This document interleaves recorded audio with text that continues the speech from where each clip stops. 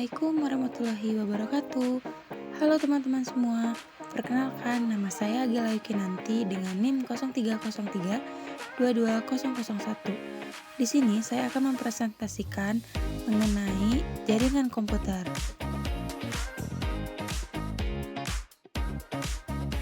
Nah, teman-teman, sebelum kita lanjut ke materinya, kita kenalan lagi yuk dan cari tahu apa sih yang akan kita bahas di materi kali ini.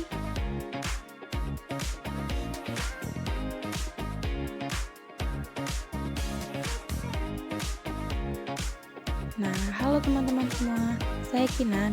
Kali ini saya akan berbagi ilmu pengetahuan seputar jaringan komputer dan sistem komunikasi.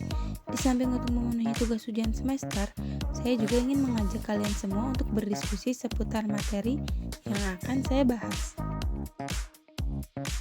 Nah, pasti pada penasaran kan, apa sih yang bakal kita bahas di materi kali ini? Nah, yang pertama, ada definisi dan manfaat jaringan komputer. Kedua, sistem komunikasi dan contoh sistem komunikasi. Tiga, bagaimana sih proses internet dapat memberikan informasi, juga mendapatkan informasi dari server. Nah, untuk materi yang terakhir, kita cari tahu apa sih perbedaan antara hub, switch, repeater, bridges, dan routes. Yuk, kita bahas bareng-bareng ya. Nah, yang pertama, apa sih definisi jaringan komputer dan apa saja manfaat jaringan komputer? Jaringan komputer adalah kumpulan perangkat elektronik yang saling terhubung satu sama lain melalui media transmisi, seperti kabel atau gelombang elektromagnetik untuk berbagi sumber daya seperti file, printer, internet, dan lainnya. Lalu, apa saja sih manfaat jaringan komputer? Yang pertama, kita dapat berbagi sumber daya. Kedua, meningkatkan efisiensi. Tiga, memudahkan komunikasi. Yang terakhir, meningkatkan keamanan.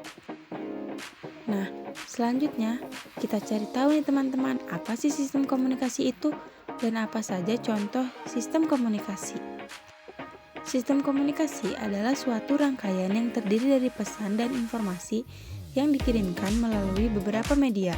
Dalam hal ini, sistem komunikasi menjadi media bertukar informasi antara satu pihak dengan pihak lainnya. Sistem ini dirancang untuk memfasilitasi proses pengiriman, penerimaan, dan pemrosesan informasi dengan efektif dan efisien. Lalu apa aja sih contoh sistem komunikasi?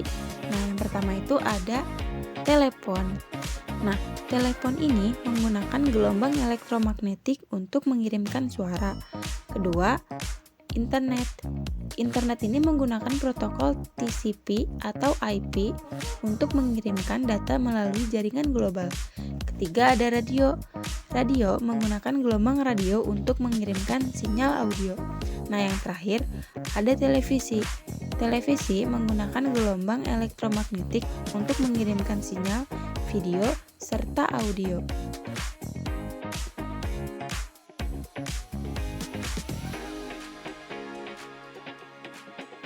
Nah, selanjutnya teman-teman, gimana sih proses internet dapat memberikan informasi dan mendapatkan informasi dari server? Yuk, kita cari tahu bagaimana alur prosesnya. Nah, teman-teman, kita mulai dari server. Proses yang dimulai dari server yang menyimpan informasi atau data yang diminta oleh pengguna. Server ini bisa berupa perangkat besar di pusat data atau sistem jaringan lainnya yang menyediakan layanan tertentu seperti halaman web atau aplikasi. Selanjutnya, kita pergi ke router. Data dari server pertama-tama melewati router. Router berfungsi untuk mengarahkan paket data melalui jaringan. Di sini, router menentukan route terbaik untuk data agar sampai ke tujuan. Proses routing ini melibatkan pengiriman data dari satu jaringan ke jaringan yang lain. Selanjutnya, kita ada switch. Nah, setelah router, data melewati switch. Switch bekerja di dalam jaringan lokal atau LAN dan mengarahkan data ke perangkat yang sesuai. Switch memastikan bahwa data dikirim ke perangkat yang dapat tepat dalam jaringan yang sama.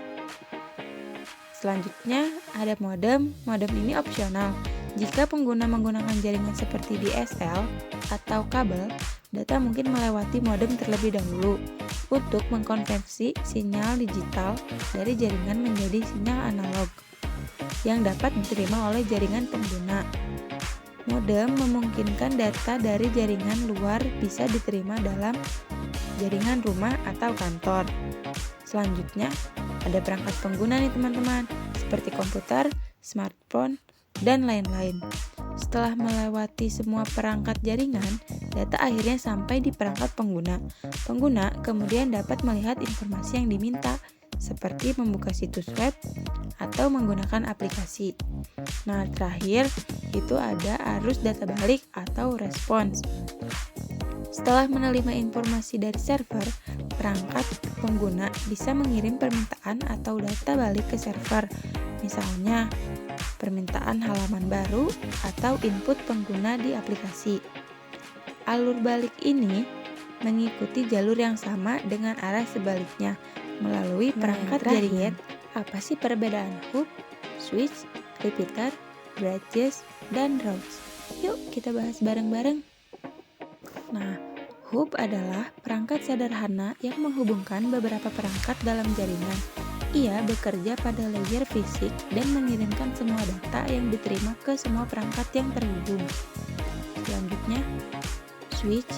Switch lebih canggih daripada hub. Ia bekerja pada layer data link dan hanya mengirimkan data ke perangkat tujuan yang dituju. Selanjutnya ada repeater. Repeater digunakan untuk memperkuat sinyal pada jaringan. Ia bekerja pada layer fisik dan dapat digunakan untuk memperluas jangkauan jaringan.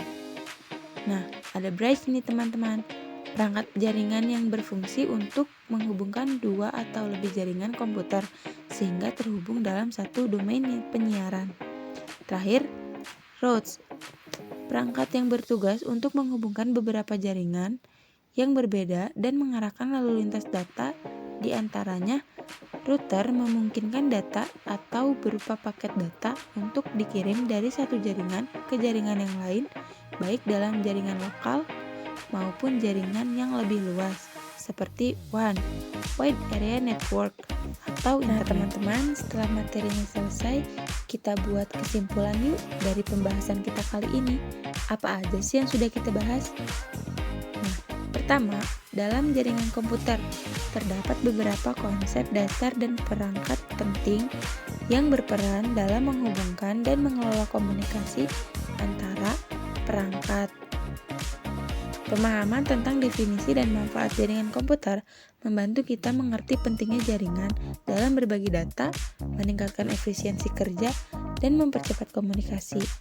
Selanjutnya, sistem komunikasi dalam jaringan melibatkan alur pengiriman data dari pengirim ke penerima melalui perangkat jaringan, seperti hub, switch, repeater, bridge, dan router.